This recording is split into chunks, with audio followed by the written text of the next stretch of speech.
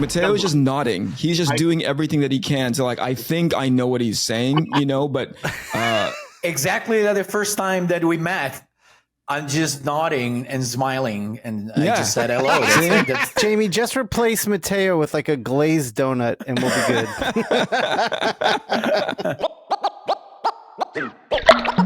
This is the INKPULP Podcast. Oh, Jesus. What you guys don't see is everything that I saw behind the scenes before this stupid show started. So here we are again. Episode 322. Thank you for joining us one more time on this. What number of episode? Dumpster Inferno.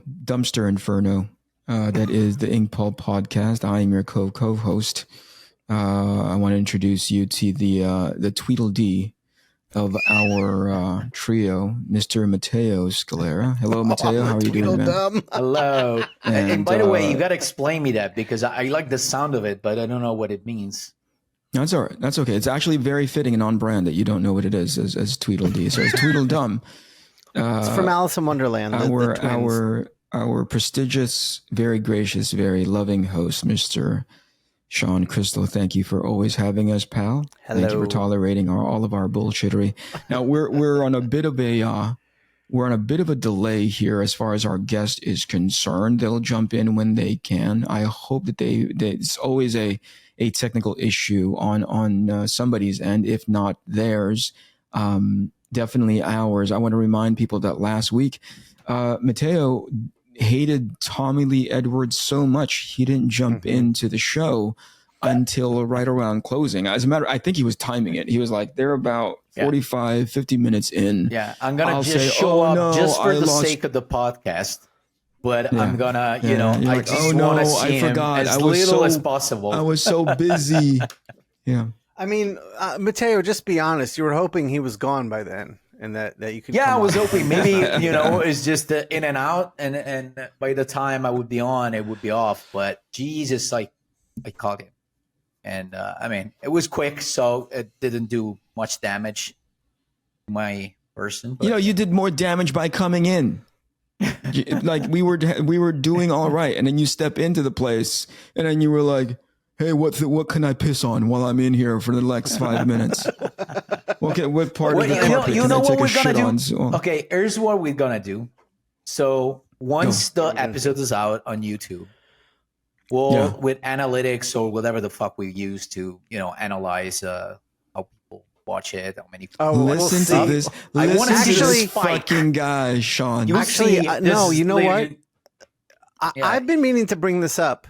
Go. The episode that came out without Mattteo, it was me and Eric, performed far better than the Mattteo episodes. Oh, fuck off! So I don't think that the double up Scalera thing is going to hold anymore. Now, hold on. I think it helped in a big way, but it's peaked. You know what I mean? Like it is. Yeah. Like Mr. Freeze. Like he came onto the podcast like King of Spies, and then Mr. Freeze did all the way down. You know what was happening? Like people were still on, like waiting for me to come out. Like, okay, he's coming. Is he coming? Is he coming? So everybody was glued to their screen to wait for me. That's what happens. Is that it? Everyone was glued to the screen. Everyone was glued to the screen. All right, listen. Can we talk about the Twitter trouble Mattteo stirred up yesterday? What did you do, man? With his distaste of Naples? What did you do? I did everything that I could. Francesco wasn't happy. I did everything that I could to take the dynamite out of that particular blast zone. Give it context. And by the way, I knew this was going to happen sooner or later by watching the episode where I wasn't on to defend myself and to explain things properly. So you were just really talking about, Mattteo hates people from Naples. I don't know why. I think he told us, you called them gypsies for a second. I'm like, Jesus Christ, what the fuck are we creating now? But there's a specific, thing that happened. during my first. And Hey, there he is. Okay. Oh, where is he? Hey, what's up, Rich? There is our guest, Mattteo. Okay, Rich. Hey. Before we do the big intro, we were just talking about the fact that Mattteo hates gypsies from Napoli. So, he's effectively trying to burn the podcast down before we get a good start on it. So. Yeah, you can't say gypsy. That's a no-no. No, he does. Oh, yeah, he does, and he says it multiple times. You know, hey, Mattteo. All right, listen. Things got significantly. Things got significantly classier. Wait. Why do you get a free pass? Well, because I'm not, from the States, so I'm not into, just new cultures and shit. No. I visited. I was just about to say that things got significantly classier since Rich Friend stepped in, but Shawn is just like, I'm going to drive this bus into the wall. It's my fucking show. So you guys are already recording? We are. Okay. We are. Only because everybody else is on a weirdo schedule. Sure, so, pal, thank you for making time for us. Thank you for joining us. And thank you. I'm sorry you're going through all of the technical issues that you're in. We're going to try to make this as frictionless for you as possible. Yeah, it looks like the computer app wants to run on Windows 11. I don't have Windows 11, so that was the issue. You're good, dude. You're good. Always. Thank you for being here. Just to give you a heads up, there's a little prompt on your screen right now. Okay. That is saying like uploading or whatever it is. So all that is the app is natively recording onto a local hard drive for you. Okay. And as we're talking, it's simultaneously uploading it to the cloud. Okay. So that the way our screen is set up now, right? It's literally being recorded on 4 different files so that our editor can come in, smash it all together, make it, give it a really, really nice production polish, right? We needed it, to be honest with you, Rich. Because look at these dum-dums. Look at these Nimrods. We need I'm like on the surface of I'm on the surface of Mars because the sun is like blazing through the red. The worst time of the day. You look good, pal. I just turned pink, but if I open this, it's like nuclear. Oh my God. Yeah. Oh no. You're at an atom bomb testing site. It's like during the summer, it's pretty brutal for about 3 months. Like how bright it is, like this direction for about 3 hours. So what are we talking about today? Where do you live? San Diego. So actually, you know what? That's hilarious to me, right? Because right before you walked in, about 5 minutes after, right before Mattteo, about 5 minutes before you walked in, right after Mattteo came in and started talking about his overall hate for the southern part of Italy, right, and everybody that comes from there, right? He also opened up with this little gem. Who the fuck is Rich Friend and what's he doing on our show? And I was like, whoa. No, that's not true. It's okay. No. Yeah, actually, Richard, he probably doesn't remember, but he's one of the first people that I've ever met in the industry. I remember. The first time that I came. Oh, okay. We met in San Diego 100%. My first year. Yeah, I would say absolutely. It was probably 10 or 12 years ago. About you had your hair in the top knot back then. Yeah, back in the happy days when I still have hair. Yeah. Back when his genetics didn't fail him. I think I met you 2 years in a row, in fact, because I remember meeting you the first year and I was like, wow, that guy was really nice. Like I really liked you. And then I remember seeing you. My visual memory, in particular for faces, is almost photographic. So, but yeah, no, I totally remember meeting you the first time. So the next year when he came back, you're like, oh, he's actually an asshole. Oh yeah. Rich, I completely misjudged him. He's an asshole. The reason why he came off as a really nice guy that first time is because he knew like 2% English. You know what I mean? Exactly. So he didn't say a lot. The moment he learned English, and most specifically through like comedy shows, which is like just chock full of assholic comments, that's when you were like, oh, I get it. This guy's not a nice guy. He was just ignorant. Now he's significantly more interesting. He just wasn't able to express properly his hasslery. Seriously, that was That was total joke, Rich. We just wanted to be able to ask you, all the right questions. We were trying to optimize for how YouTube works. So we want to get the good questions up front, because that's typically when people tune in and listen. And they're already gone. If there's anything that you want to talk, already waited too long. we burned 9 minutes worth of this stuff. They're not listening anymore, dude. We're gonna have to pay for the audience now. 4 to 6 minutes. Wait, to be fair, Jamie's going to come in here and tighten this all up. So everything that you're saying is probably going to be front loaded at the conversation. So Mattteo was asking me, he knew about your history in regards to being an inker. He didn't quite have an understanding of like when you made the transition into full-time illustrator. And me personally, I want to talk about, how much headway you've gotten with your current creator-owned project. So in any of those order you want to talk about, we're totally down to listen. Oh, well, I mean, I've been at DC. Well, I mean, DC bought Wildstorm, but I have been at DC for, I think about 12 or 14 years. And then when Wildstorm technically closed, meaning that they shut the La Jolla office, Wildstorm had already been closed for like a decade, but we were all working for DC, and it kind of still felt like we were Wildstorm. So I worked at home for DC, like as a freelancer for maybe 3 years. And I was just, there was no really sort of progression that I was going to have with my inking career. I'd already inked probably some of the high level people that I would have ever wanted to ink. And hey, wait, Rich, let's not skip over that, right? Because that's big. That's a huge one. Which is totally. Can you name a handful of the ones where you just the luminaries that you've had an opportunity to work with? Well, I worked with Will Sportaccio for like 2 years. I've inked Jim Lee. I worked over Campbell. Travis Charay is like a huge one. I inked Chris Bocklow for 3 years, and then I did David Finch for like 3 years. But dude, I hate to generalize, but honestly, probably the last decade that I was inking at DC, it was a lot of like them trying to get me to ink brand new pencilers, and it was frustrating because it was almost like I kept having to hit reset on my career. And I kind of joke and say that they sort of saw me as like the elevator, like I was going to like elevate like all the stuff I was working on. I don't like doing finishes.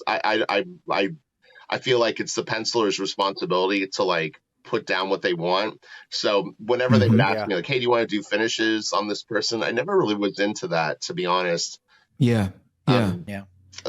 can we take a step back, Rich? You were talking about like, I think if there's a silver lining that I want to be able to help highlight is that your craft as an inker had gotten to such a high and exalted level that they thought that getting it's like wrestling. You know what I mean? Like they bring in the Undertaker to put over these guys who are coming up, generations later. You know what I mean? Because without that sort of like buzz, without that like hype, these guys are just they're gonna middle card the entire time, But it's career suicide for me. I know, for sure. But anyway, so is that one of the motivating reasons why you said, hey, this isn't my cup of tea. Let me try. Where did that take you? Well, the thing is so like how I got into inking was, for me, it was just a job. I wasn't like a huge comic book fan before that. I'd always been pretty good at art, and I happened to meet a guy that was a professional inker. And at the time, I was singing in a band that was touring the country, and we were doing pretty good. And but I needed a day job. I mean, I needed something to make income. And at the time, I was working for a friend of mine that had like a painting business. So we would refinish furniture, or we would like lay wood floors or paint houses and stuff like that. And, I mean, I don't even remember what I was getting paid, but it was decent money, but not great money. But the inker that I met through my band, he was making like over $100,000 a year, like in my eyes, tracing drawings. And I was like, holy cow! I'm like, I could totally do that. So anyway, so I got into inking initially as just a job, like a cool job. And then you just get to a point where it becomes what you do for a living, and then it's very difficult to switch careers, even from penciling to inking. I mean, how many people can you name in comics that were 100% inkers and then actually switched to penciling full time? Right. Like Right. they don't waffle Right. back and forth. I mean, people will go, Right. people will go, well, Sienkiewicz inks, but Sienkiewicz established himself initially as a penciler inker. Right. For sure. I've seen just of recent Jonathan Glapion has Right. made the change, but that took him a career to do so. Right. It took me 4 years. It took me 4 years to basically get inking out of my head. So like I completely left inking about 4 years ago. Just this last year, do I feel like I finally have completely like gotten all the bad habits that you would have as an inker that literally do not help penciling at all. What's the bad habits, Rich? Can you name you're completely focused on surface detail. You're not paying attention to construction. You're not paying attention to proportion, spatial distances. It's like everything that drawing is, inking kind of isn't. But there is crossover. But you know, people go, well, I'm sure inking like really helped your penciling, and I'm like, no, not really. I don't think so. Is it because when you're inking, there is this inherent assumption where it's like all the thinking has been done for you in regards to like, all that spatial stuff. When I broke in, I just had a bunch of techniques memorized. I knew that on lower planes, you would place a heavier line. I knew how to feather really good. I'd always been able to draw really neat, like cleanly and pretty accurately. So that benefited me immediately because it's like once I memorized sort of like where line weights would go in a generic sense, it's like having a colorist that only had like two tricks where it's like they've just learned how to copy sort of modeling, but they don't really understand lighting. They don't know how light falls. They don't know how light falls over a figure. They don't understand what bounce light really is. There's so many subtleties to it. So I mean the first. Oh, hey, by the way, we're nodding our heads like we know what you're talking about, especially Mattteo. Mattteo is like going like this. Like Mattteo is just nodding. He's just doing everything that he can. So like I think I know what he's saying, but exactly the first time that we met. I'm just nodding and smiling, and I just said hello. That's totally He's a nice guy again. Well, Jamie, just replace Mattteo with like a glazed donut, and we'll be good. The irony of it all is that really I'm a very instinctual artist, but I can verbally explain stuff. But I genuinely I kind of rely more on that end of things. As in the more gut, doing things a little bit more. Yeah, I try to. I think what's happened, and then you talked about this very briefly when you and I were talking about it offline, where you said, I started my YouTube channel, 2 years ago, 3 years ago? No, like 7 or 8 years ago. 7 years ago, holy mackerel. But then I think that's what allowed you to sort of like, hey, all this stuff that's coming naturally and instinctively with me, people are asking me questions about it. I think that kind of helped you sort of like verbalize all the stuff that was going on in your head. No? Yeah, I got talked into over a period of 2 years starting Patreon. I really didn't want to do it. I'm not into like getting cash from people. I've mellowed out like in terms of being kind of like weird about it, but like I didn't like how people would they would have no subscribers on YouTube. They would have no sort of like brand recognition. I hate to use the word brand recognition, but like they're unknown artists and they go on YouTube and they've got Patreon, they've got shirts, they have coffee mugs. And it's like, who are you? You have 36 followers and you want people to sign up to your Patreon. So anyway, but everyone on my YouTube channel, not everyone, a lot of people kept going like, you need to start a Patreon. So I finally did it. Yeah. But then I felt really guilty because I was like, well, what am I going to offer people that are paying me, a couple of dollars a month on Patreon? So I started doing some tutorials there. But my YouTube channel is not a tutorial channel. I never wanted it to be an educational channel. I have no interest in like building a public fan base based on education. But on Patreon, I felt like I just felt like I should give them more. So then what ended up happening is I started doing lessons and reviews because people kept asking me for one-on-one. They're like, could you review my work? So I created 2 tiers for that. But over the last 4 years, I've done 600 lessons and reviews. And that really, really got my drawing skills up. I've done that. I've done That's probably awesome, 1,500 videos all total between my YouTube channel and Patreon, easily. So you're just on it all the time. No, right? I'm not. That's the thing. I'm just really organized. Like on Mondays, I'll do like 8 hours of content, and then I try to be done for the week, except for like, you know, Super Fun Sunday and the stuff that I would do for YouTube for regular YouTube. Is it because you're just understanding like this is how you play this game now is to make content? I've always been like this. The example I can give, and I have you really? No, so when I was in first grade, I remember going to school one day, and I got there a little bit early, and there was a kid that I was friends with, and he hadn't done his homework. I hadn't done my homework either. I actually sat there and helped him do his homework and didn't do mine, and we went into class. So it's a weird. Like, I've always tried to help people and less than I'll help myself. Guy, Rich. But I really remember. I did distinctly. I had a conversation with Sandra Hope a couple of weeks ago, and you know, I was telling her that when Dustin and I first went into Wildstorm, I think I was sort of like the weakest link in that whole setup because there was something about Dustin. No, there was something about, as far as work ethic and scheduling is concerned. Like there was something about Dustin that was just inherently zoned in. So like, I've got to get work done. We drove up or down from LA. Sure. Right. And so we're going to be here for a few hours. I better maximize and optimize my time being here. Right. And just generally, when we would walk into that place, you guys were so warm and so inviting. It would be like around lunchtime. So you come in, it's lunchtime. Let's go eat. Let's go hang out. Let's have laughs. But at some point in the afternoon, that just like, I remember there was a piece of paper that Jim had printed out and stuck on the door in the pit with us. It was NOFA, right? Oh, it was like that. That's funny. Right. It was like, it stood for like no fucking around, you know? And I think like, that's the time when everybody needs to start getting to work. And the reason why I knew what that meant is because I spent my entire time while I was at Wildstorm just kind of fucking around, you know, just like looking and checking out that door and checking out people's, you know, whatever the artwork was on there. But I could tell it was inherent, not just in you, but I mean, not just in everybody, but specifically in you. And you're like, I need to get work done, you know? And so you blocked out times where it's like, I don't want to get distracted by anything. Yeah. I don't remember you ever wearing headphones. But that much towards the end.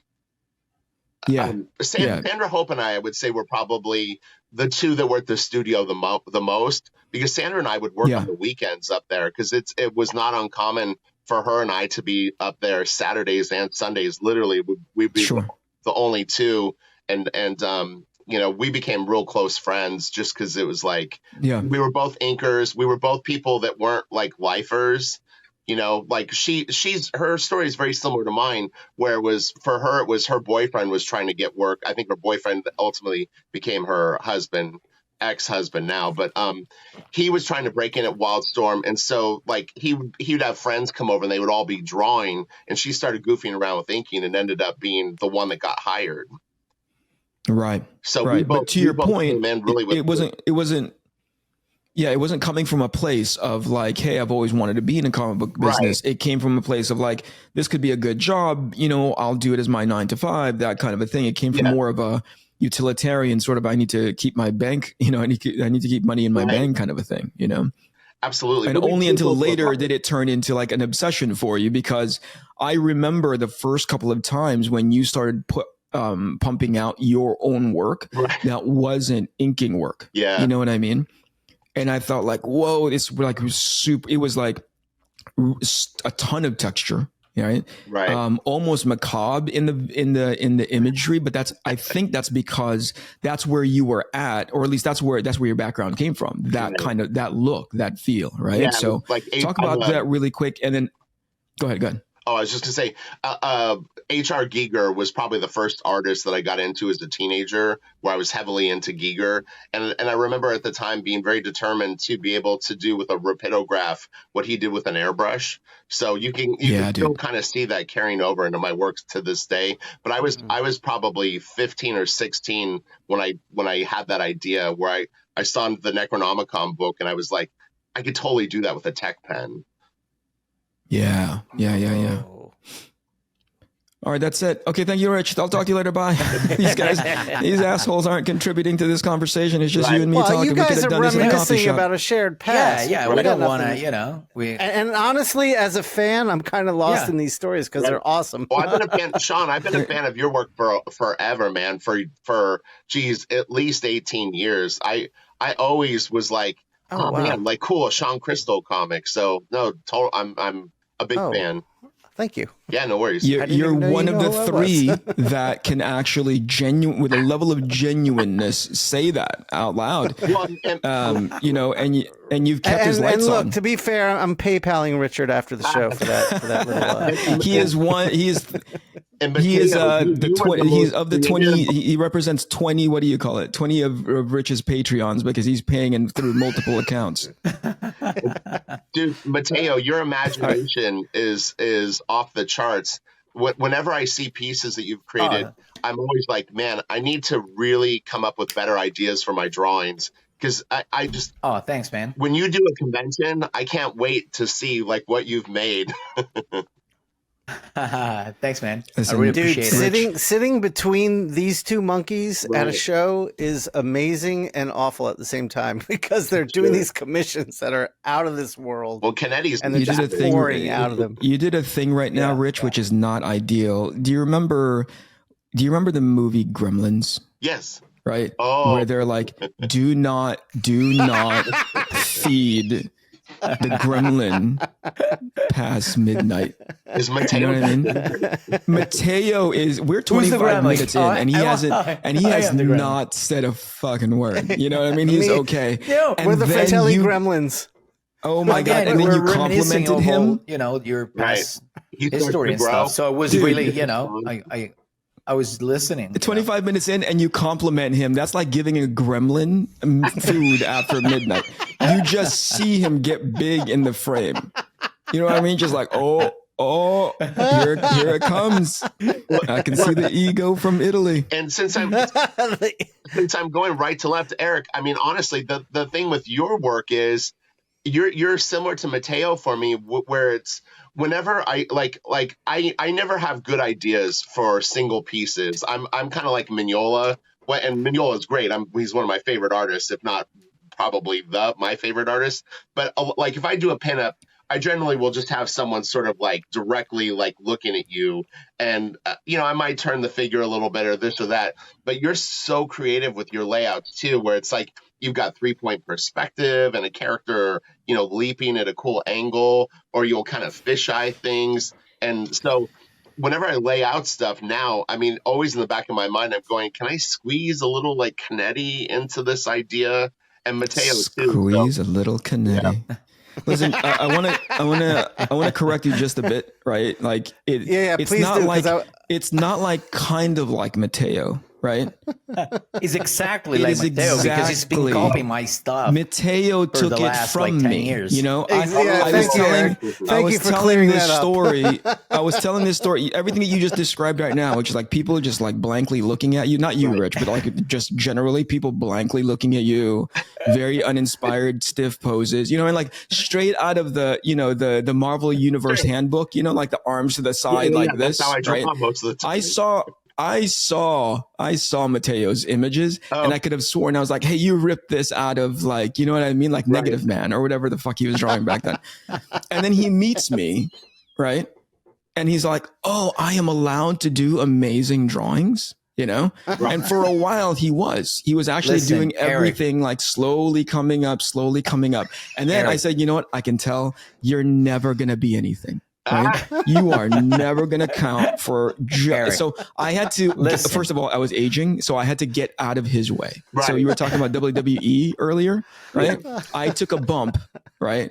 So that, Hogan had to take a bump and leave so that the Ultimate Warrior can ultimately, right, just destroy himself by existing. Yeah. So that there's Mattteo. Listen, Eric, you're just lucky because you're way older than me, so you came first. That's the only thing they say, Well, it reminds me of way older. Were any of you guys on the Shane Glein drawing board when the Shane Glein drawing board was like pretty active? I was Yeah, not. I was. No. I was on there. They used to do this thing called the it was a drawing that they would do each week where they would post a piece of photo reference and then everyone would do their spin on it, and Celia Kaye would post, and like everyone. Oh yeah. And I remember thinking like, man, some of these people are so freaking creative with a piece of reference, and they go so far beyond the idea, but yet it's still like the kernel of the idea is in there. And that always made an impression on me about like, spend that extra time on the idea and see if you can come up with something really good. But I'm still trying to develop that side of layout. Hey Matt, did you ever take part in any sort of like message board community back in the day at all? No. That's why I was really paying attention, because I don't know. At first, I didn't even know what you were talking about. So now I'm getting. Yeah, I miss this, and I want us to be able to talk about it because I think it's really critical these days. Everything is like vying for your attention, but it only holds you for 10 seconds and then you move on, right? I think there's something that what Rich said is, I think, pretty cool back in the day when it was a message board, the Shane Glein one. Yeah. It was called the drawing board, right? Yeah. Shane's was called the drawing board, yeah. Right. And then there was like, I can't remember what the Pencil Jack, I think, was another one. A lot of those kinds of message boards were around, and it was great because it allowed you to be in a room of like artists that were concentrating and getting their craft better. And to Rich's big takeaway was like, yo, let me take a minute to just really consider the idea behind this before I start drawing. Based on the reference, it would be a picture of who's the actor that plays Wolverine? Hugh Jackman.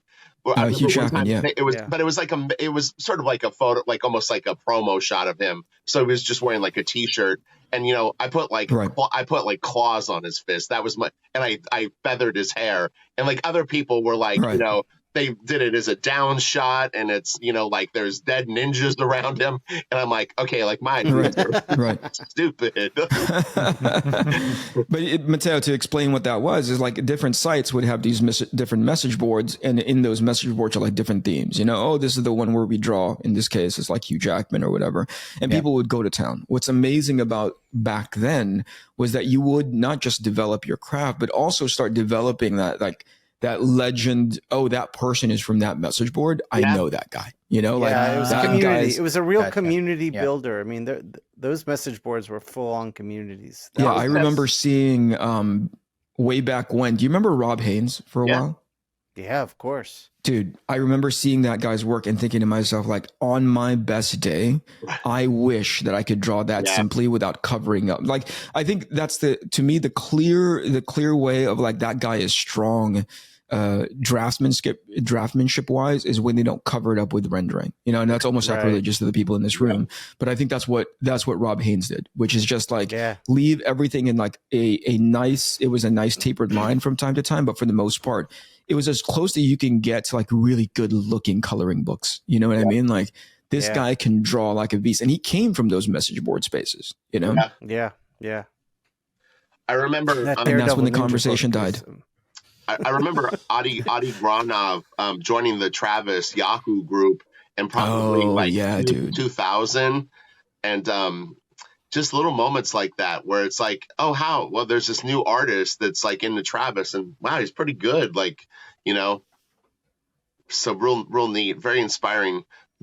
Kelsey and I talk about it because Kelsey was on the drawing board too, so he remembers like Cameron Stewart was there, Cheeks. I think. Yeah, I remember. Sean Galloway. DeviantArt actually was a really great community, like 12 to 14 years ago, and it was sort of it was an extension of kind of like the Shane Glein's drawing board to me, where professionals were more open, and then it got more and more closed off, and pros were kind of like, there was the pro camp and then the aspiring camp. But when I first joined there, typical, there was it felt like a big picnic, and everyone was hanging out together, and it was like, oh hey, I brought sandwiches, you want a sandwich? And everyone was sharing, and then it just completely shut down.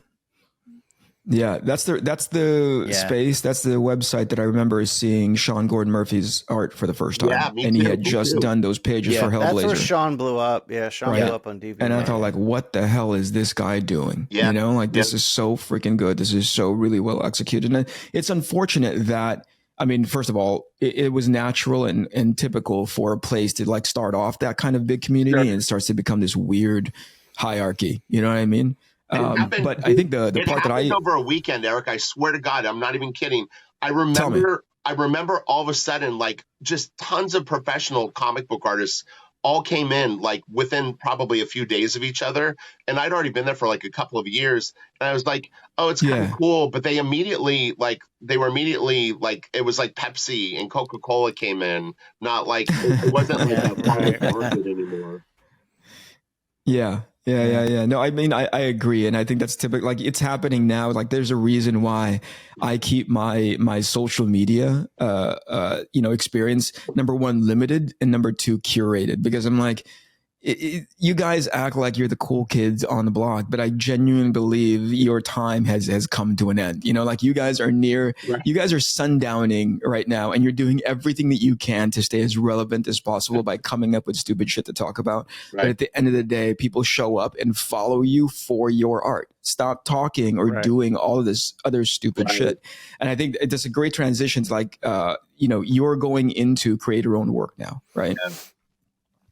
Yeah. Some of that stuff that I've seen, dude, that you've been previewing is bonkers good. And I remember you saying like, oh, I think I have plans. I have inclinations to try to release this in black and white. And I'm like, fucking do it, Rich. It in black and white. It's going to. Yeah, that's why I was surprised. Sorry to interrupt, but I was really surprised to see that there's a colorist for the project. So it was like, oh, okay. Because I was expecting seeing the pages. I was like, yeah, this is going to be like black and white, But I normally see your stuff. I feel like it can like sustain both. Honestly, the black and white. I think the black and white book will be beautiful. People want an artist edition like already. So I mean, and obviously it wouldn't be called artist edition, but I always pictured it in color because I'm a real huge fan of concept art and like digital painting and that kind of stuff. So it's like I've always wanted this very like futuristic, not comic book color, but like futuristic colors on it. I think it could work. We'll see. I don't know. I mean, Kelsey's only colored a couple of pieces. The ones that he's done, I really like. Yeah. Rich, you are now however many months deep into like doing your creator own. Oh, by the way, congratulations on the pieces that you did for this past San Diego. I can't believe you're having a conversation with us right now. San Diego just ended a few days ago. I thought you would be MIA. I messaged you fully expecting you to be like, are you kidding me? I just got done with San Diego Comic-Con. There's no way I'm going to be on a freaking podcast at 8 a.m., But that's cool, man. I saw the pieces that were going in there. There was a Daredevil piece that was exceptional, right? Each and every single one were good. But the one that I really sort of like glommed onto is like, what the fuck is Rich doing, man? Why is he just printing his own money? I never do fan art. That was the first time that I've actually drawn superheroes in like 4 years. I never ever. Yeah. I just don't do it. So I think that maybe was more surprising than anything for people, is they're used to seeing me like sort of funnel it into like other things. So I don't know, man. I think from a technical just craft perspective, it was really, really well done. So whether or not it was a Daredevil, whether or not it was Daredevil or anything else, it was really well done. So the fact that it was Daredevil was like a nice icing on the cake, but it wasn't as if like, oh, if it wasn't Daredevil, then nobody would care about this piece. It was really well done. So now, let me go back to what I was talking about. Like, I'd be curious. Go. So when I first started drawing and I was doing commissions at like Comic-Con, most of the time people, and I don't know if it was because of the stuff that I was drawing, like that they had seen, but I would say over half the time people would just say, draw whatever you want. Do you guys get that? Or do you get more of like, I want like a specific thing? Yeah. Rarely do I get. Yeah. Sometimes I get to draw what you want, but rarely, very rarely. Yeah, that was. It was. I always thought that was a good sign that people had faith in sort of what I might do. Like that's I seemed like an interesting. It was something to take note of, I guess. Yeah. Oh yeah, definitely. Well, first of all, you're comparing yourself to these dum-dums. So like they trust you, Rich.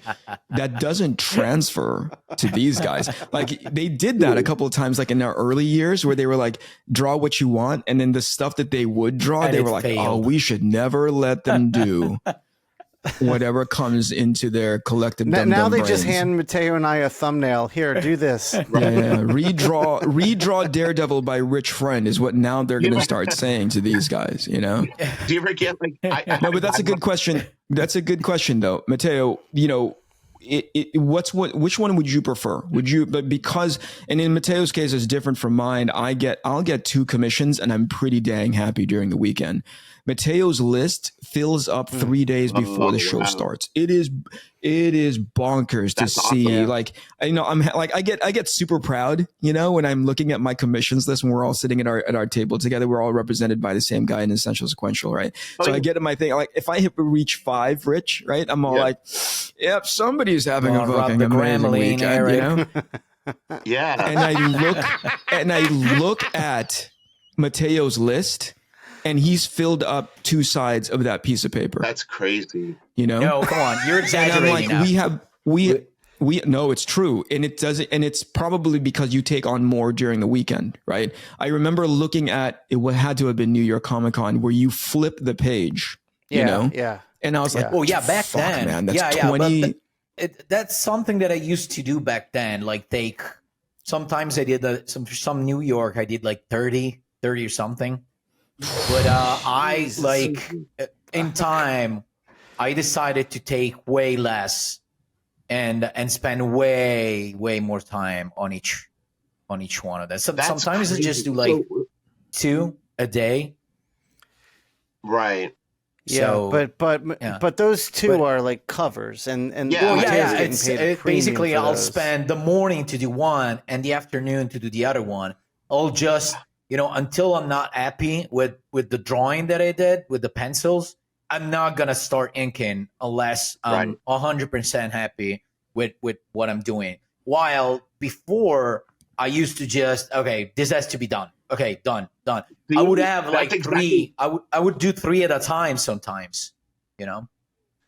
I was telling people over Comic-Con, I said one of the biggest mistakes that I made as an aspiring penciler was I in my mind, I thought that I had to be fast.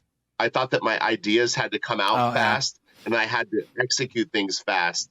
And it wasn't working for me, but I kept trying to be that artist where it's like, oh, you want Batman? Yeah, no problem. And I would try to draw Batman, you know, in an hour and it would be terrible. And what I found is it takes me maybe a couple of hours to really like lock in a drawing. And then to ink it can take a long time. You know, I wish I was faster. Sure. I had to understand that I can't, I'm hunting and pecking too much the whole time that I'm drawing. I don't have a lot of like stuff. I have a lot of stuff memorized, but I don't have a lot of like I don't have the execution memorized. Yeah, absolutely. Well, Matteo's speed is it's insane. Yeah, the quality you can achieve in the time you get it done. I don't know anyone else in comics. That's what I tell every time. Like I'm at a show and some students just stop by and they want to ask me for some advice. And a lot of times, if they come from a school, especially in Italy, they have this. They're fixated about the fact that they have to be fast. So they showed me stuff, and I'm like, yeah, this is. I see nice stuff here. But, you know, here you should have spent more time. And they're like, yeah, but this, you know, I did it in 2 weeks. I'm like, you shouldn't be doing that now. Like, I think my suggestion every time is find your ideal quality and then learn how to get it faster and faster and faster. But the quality must be that, you know. So at first, it will take you a week to do a page. And then the week is going to become 6 days, then 5 days. And eventually you reach the same amount of quality in like 2 days. Yeah. But at first you gotta put quality in front of everything. Yeah. But at the same time, I understand the reason behind it because, you know, comic books is a quick art. You know, you gotta, you know, especially if you were for the U.S. industry, you should be able to do 20 to 24 pages a month in theory. So now things have changed lately, but in general, it used to be that. So I understand this idea that still you have to learn as well how to accept that, it's done, because I have more stuff to do, because I have another 19 pages to do. So, I understand the reasoning behind it. So I'm not bashing it, but at the same time, I think that, you should find a nice balance between the two things in order to enjoy yourself as well. Otherwise, it's a run against time every time, And with this, Eric, I'm done. Eric, Yeah. I'm gonna feed the gremlin. Okay, No, are you hold ready on. for Wait, this? before you do it, right? Like everything that he just said right now is so fucking amazing. It was on point. It was like it had a one train, like no like flashing piece of tinfoil flew across the room where it got him distracted and he started talking about randomly something else. It was so on point and so like well said, and by the way, it's multipliable to people who are listening to the show, getting it better at their craft. Don't worry about that. Find the good version of your art. And then like find a way to get to there faster. Holy shit, how profound is that piece of advice? I wish he'd have said it like just do that more often. But instead you keep talking about how cool you are. You know what I mean? Just like you rub get the to the gremlin, part man. where you're helpful to. That's what happens when you do it. Get to the part where you're helpful to society instead of just like, just talking about yourself all the time. It's so weird. I'm sorry, Shawn, go ahead. No, I was going to kind of say what you said. What Mattteo just said was advice that was given to me in a room full of students when Walter Simonson came down when I was in school and did a demo and a talk for us. Someone asked that question about speed. And he said, don't worry about speed. Worry about craft and quality. Speed comes with craft and quality. Yeah. And so I'm comparing what Mattteo just said to advice given to me by Walter Simonson. If I can read between the lines, though, Shawn, what I'm hearing is that Mattteo effectively plagiarized everything that he just said. Did you think for a second he came up with that on his own? No. I think it was so well said, though. Is it like in the artist edition of like a Walt Simonson?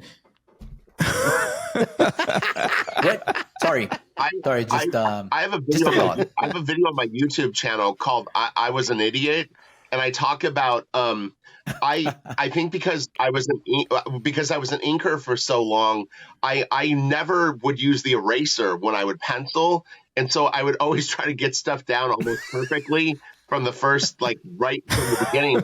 And so I was watching Jim Lee do one of his Twitch streams. And he was having trouble, I think, with a leg. And boy, I worked around Jim for 12 years. Like literally, his desk was like 2 feet from me. But I rarely would like sit over him and watch him draw. I would just see the results of what he had done. But man, he must have spent 30 minutes erasing the leg and trying it again. He tried a different pose, bend the knee a little bit more. And I'm like, I never do that. If I can't, this is a long time ago, but if at the time it was like, if I can't get it in like 1 or 2 tries, I feel like, okay, I'm just not ready for that pose. Like I don't know. I don't have that part of my language.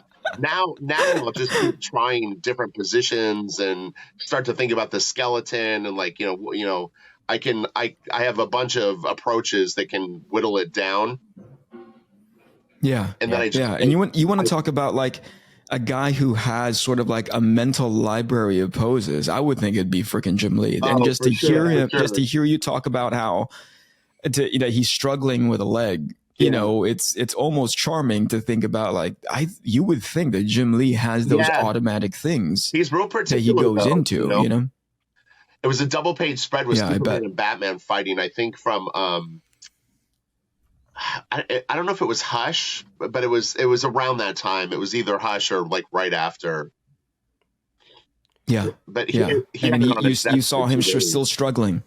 He finally erased. That's awesome. Well, that was on Twitch, but he had a double page spread one time of Superman and Batman fighting. It was 2 different stories. I'm sorry. The Twitch stream, he worked on the piece, the area from like 20 minutes or so, whatever it was. But I remember there was a double page spread on his desk from Superman, Batman, of them fighting.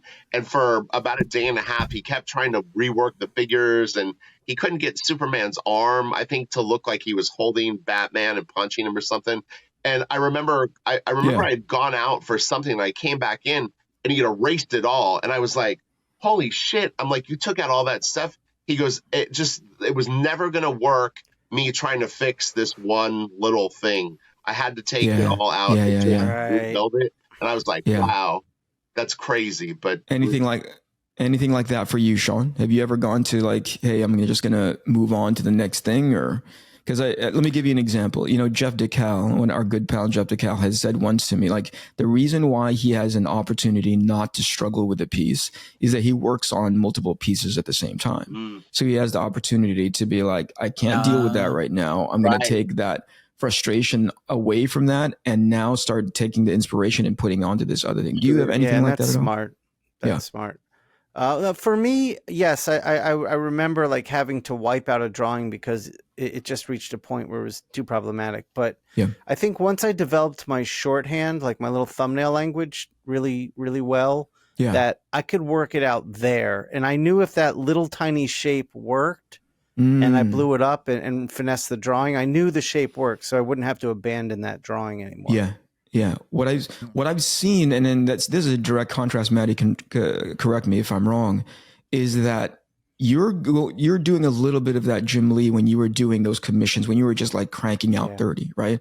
There's a handful in there. I knew those poses were in your back pocket, right? But there was a couple, and I remember this one distinctly, and you're going to laugh.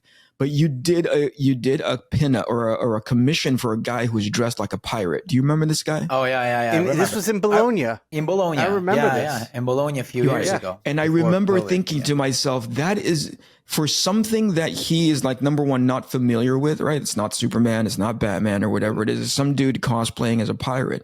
I think that's the first one where I thought to myself, like, he's doing something different there. That was not in your regular sort of like, rotation of poses, right? Yeah.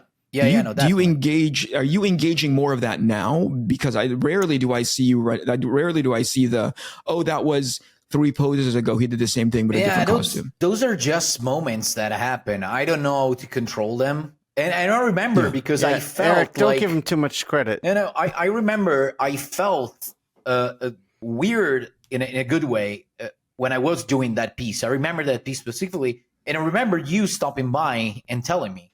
So it's fun that you remember that. Yeah, that's stuck in my head too, because that was like what Eric was saying to you. I was sitting there watching it, like, wow. To know Eric's skill level and what he has in his head and laying on Mattteo, like, you've just reached a level of master illustrator that's amazing. So to just listen to that, it always stuck with me. Like, that's a moment. That was an amazing moment. You have reached a level of master illustrator, and I bestow it upon you, Mattteo. Sorry. Go ahead, Rich. Say that again. Is that piece on your Instagram? I don't remember. I don't remember if do you have access to that file anywhere? I think I have access. Yeah, to that file. We'll ask Jamie to. Get that to Jamie because he can put it in the show. That'd be awesome. Yeah. But I remember, is it in one of your art books? I think it's in one of your art books. No, I don't know. I don't recall. I think, to be honest with you, but I remember. Yeah, that specific feeling that I don't have every time, and I think it comes from a very, very precise vision that I had even before getting to draw.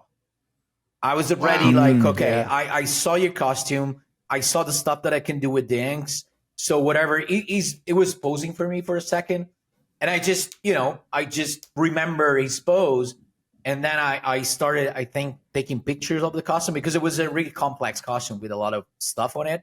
But I already, it was already in my head. And the connection between the head and the hand was immediate. Like, in my head, I'd already done it.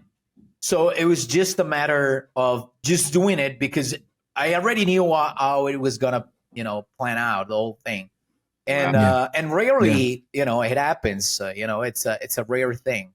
You know, I don't know how to get there. Probably the more you exercise your visions, your vision ability. I don't know how to say it, but the more you learn how to that's a good way imagine to say it before having a really good image of what you want to do before, probably that's what creates this kind of moments. I don't know. It'd be nice. Doesn't that kind of go back to what Rich was saying earlier, which is something like, oh, I need to do more thinking ahead of time rather than just going like, hey, I'm just going to do, you know, this drawing, you know? I always felt I think where you're referring to. I had the wrong idea of what pencilers were. Well, one, you know, it's funny because I had all kinds of misconceptions. I always felt like when people got good that they didn't like struggle through drawings. I don't know why, but I assumed that like, because with like inking, it was very rare when I would ink a piece that I would look at a page and go, oh, like, fuck, that's going to be hard. Because once I had all the techniques down, there are some things that you go like real long brush lines can be kind of trepidatious, but so I always felt like, oh, well, for someone like Mattteo or Shawn or you, Eric, you know, it's like you guys don't really like have any sort of like, you go, oh man, like I have to do an upshot, that's going to be freaky, you know, I don't know if I'm going to be able to get the nose and the mouth looking just right, or the underneath, you know, carriage of the jaw or whatever. But I don't know why I just assumed that it was like all not simple, but you know, like you knew it. I have commentary about that. It goes back to what we were talking about 5 minutes ago, which is there are things that are in your back pocket that's easy to kind of bust out, right? It's almost a drop down menu in my head. It's almost like a drop down menu of like, I understand that like on a commission level, oh, this character is, you know, whatever, name the character. Yeah. In my head, I'll engage like 4 or 5 different poses where I'm like, I can get away with that, you know, because it captures that character perfectly, whether it's female, male, whatever it is, you know. But then there are times, and this goes back to what Mattteo was saying, where you're like, this is out of control. I'm not even thinking about this. You know what I mean? Like, so cool. It just feels good, you know, to like, oh, I did that image and that just feels like that wasn't something that was from the drop down menu, you know? I was just drawing. It was on the rough level. I already got it, right? So I can start rendering, right? And that's when for me, my experience is when I'm still rendering with Copic marker, when I can like, my process is typically like the rough pencil, right? Then the Copic marker on top of it, and then the ink on top of that, because I use like a ink that can smear if I put marker on top of it, right? You know, so I leave it until the end, but I'm working with pencil so that once I get the basic drawing down, if I'm, you know, going through my normal process, not struggling, but just normal, I'll draw it and then I'll lightly erase the pencil before I go with marker, because the marker will pick up the red lead and smear that a little bit, you know? Yeah. But there are times when I'm just like, I get it, where I just draw the red drawing or the red pencil drawing, and I'm not doing anything else. I'm like, oh, I'm thinking about lifting the eyebrow. I'm thinking about like, I just go and draw. And then start rendering with marker, just like, whoa, we should not, this is way too fast. Like in my head, there's a little cautionary thing that's like, oh, this is too fast. Calm down, just go back in there. But similar to Matteo's experience, it just feels so good in the moment that you're like, I'm just drawing now, you know? And it's rare that it happens, but it does happen. Now, like, okay, so like the pieces that I just did before Comic-Con, I actually crashed and burned on 3 of them and I did one of them 3 times to get the final piece to where I wanted it. Yeah. One of them, I realized 11 hours into the piece that her eyes and her nose were too far apart. I just, for whatever reason, I didn't notice it before.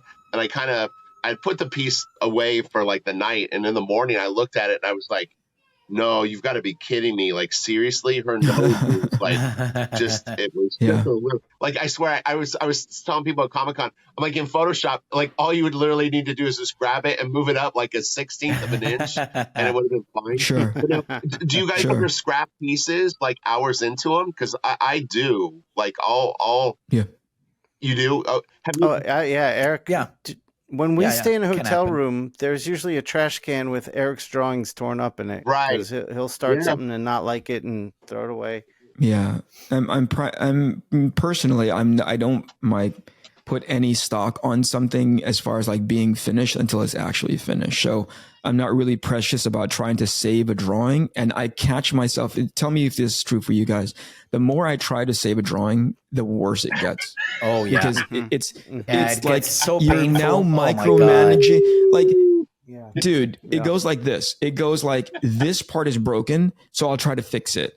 And by trying to fix that, it breaks this other thing. And it just dominoes through the piece. It just keeps breaking. And I'm like, why am I going to spend that time trying to fix this thing instead of saying, okay, I'm going to put you aside now and just start over, where I don't have to fix 5 things and then 10 things on top of that I didn't see, you know? It's almost like it's like the wonkiness kind of balanced itself out. And once you fixed, like, say, like an eye that was maybe a little bit crooked to you, all of a sudden you realize, oh shit, the jawline was actually a little bit off.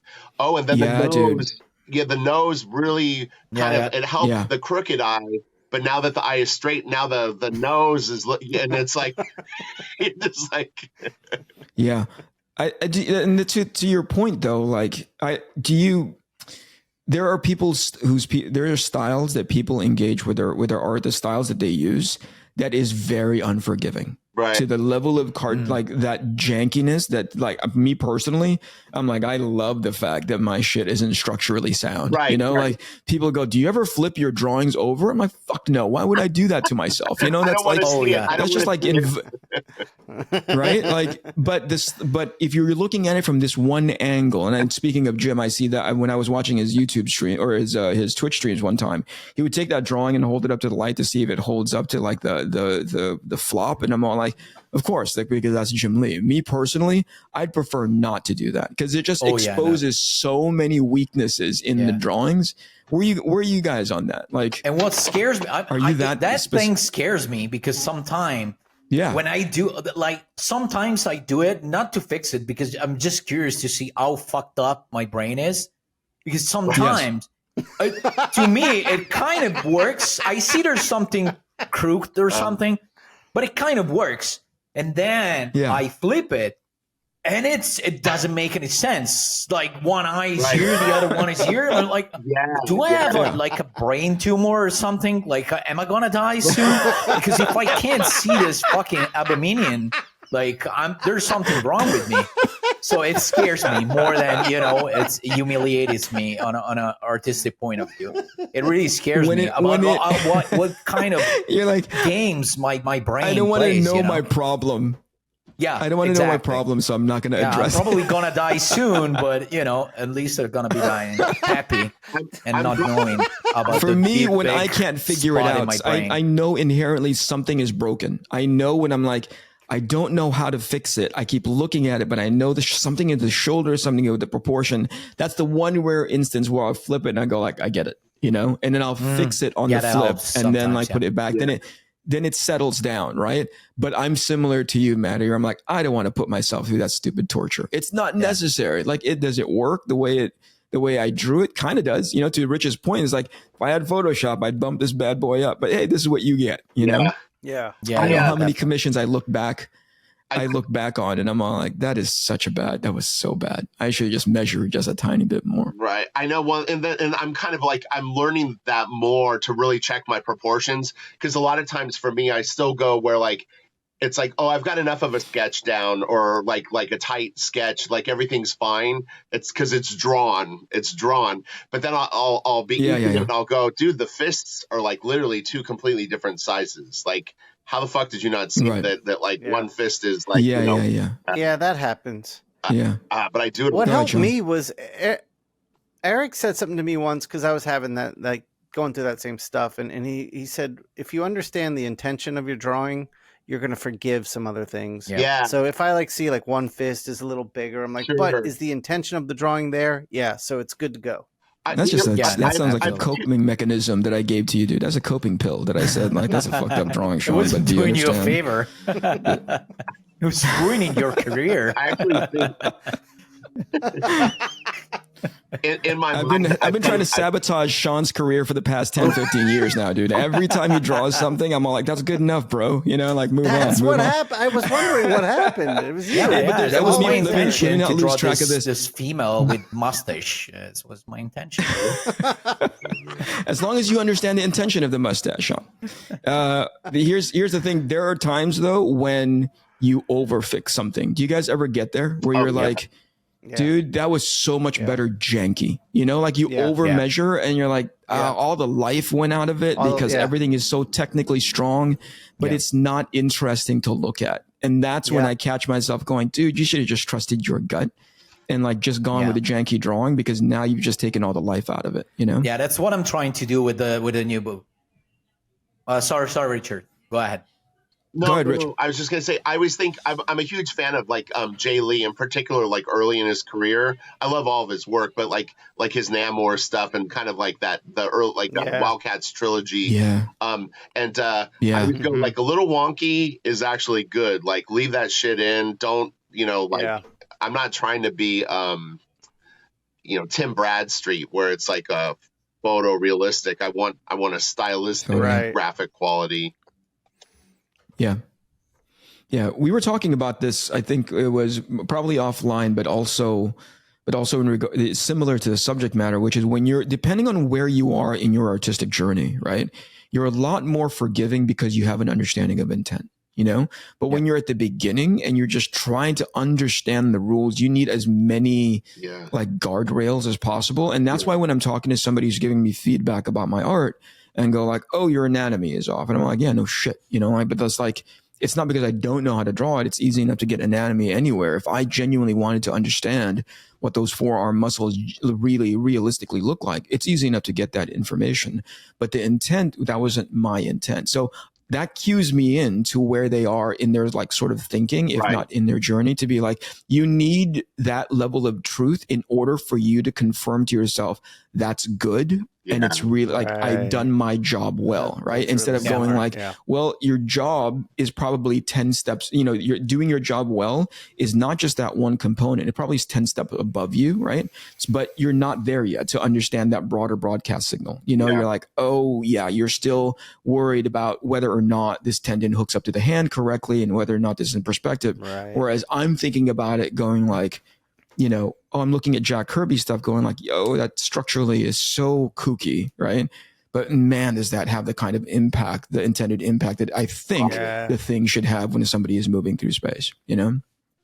Yeah. All right, that's an hour and 6 minutes, dude. Thank you, Rich. We did it for 5 hours about this stuff. It's so fun. Well, Rich, why don't you come back on again? We'll have you on again. Let's do it again. Great. This was really great. And let's do it again. I'd love to have you. Your Blaster Kid is on its way, right? Like X amount of months. You are near, where are you in the process of getting it out to the people who are like genuinely interested in backing it? I'd like to get it in their hands by like February. Awesome. So, because I one of the reasons that I did all those fan art pieces was I was going to try to like give myself some wiggle room where more similar to what you did, which is you had your book done when you did the campaign. And I would like to be really close to being finished with it so that there's not a long wait once they pay. Good man. Exactly. That's smart. Good choice. I feel it was kind of going back to the Patreon thing where it's like, I didn't want to take people's money on Patreon if I'm not providing a product in a professional manner. You know what I mean? Like I'd immediately put pressure on me to like create content for them because I didn't want, 300 people giving me money every month for me to just like show early access or, that didn't feel like it wasn't substantial enough. But with the crowdfunding thing too, it's like, I really wouldn't want them to wait 2 years for the book or a year. That just seems extreme. Yeah, no, I agree. I think that's the way. I think, I think you have to have the book done or almost done before you do the campaign. Yeah. Well, like Shawn said, let's do this again. Hopefully there's an opportunity. If you're comfortable with, let's show some of those pages again with the professional editor in tow. We can have some of those pages on screen as you're talking about it, whatever it is. I can show new Blaster Kid pages because I'm working on more sequentials right now. So, dude, We'll take that any day. It's awesome. All right, Rich. Yeah, let's do that next time. We can do it. Sorry to interrupt, guys. We could do it another episode when we get close to the campaign launch. So that you can have the 10 people that follow us could be potential clients. Maybe we can convince 2 of them to buy into Rich or whatever. I'm going to get a new computer, so I'll actually be able to run the program on my computer and not my phone. Yeah, boy. That's awesome. All right, awesome. Rich. Thank you for your morning. Thanks, everybody. Thanks a lot, man. I'm going to hit this. I'm actually going to do a lesson for Patreon right now. Hey, there you go. Awesome. All right, we're going to put all of your relevant information. Rich, don't hang up. Allow your side to upload. Oh, okay. Or sorry, don't close the window. Right? Okay. Don't close the tab. How long? Once I hit this stop button. For how long? It's giving a percentage. So hold on. Okay. I'm going to hit the stop button now. This is the INKPULP Podcast. This is the INKPULP Podcast. Comics, hip hop, life.